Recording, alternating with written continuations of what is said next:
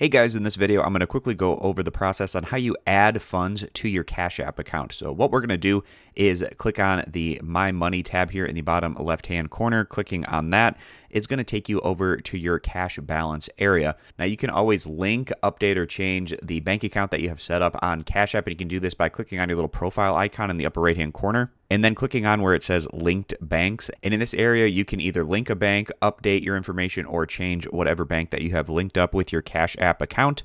But that's going to be the bank account that we're going to be adding money from. So we're going to click this option here where it says add money. And you can get money instantly transferred from your linked bank account. So let's just say I wanted to do $10 to add to my Cash App. You can also do a custom amount by clicking on these three dots right here if you don't want to do one of the pre-selected amounts. And you also have the ability to deposit paper money if you're at a nearby retailer that has this option, or you can deposit a check if you would like to do that. But I'm going to do a transfer from the bank account that I have linked, and then I'm going to click add. And then I need to confirm this.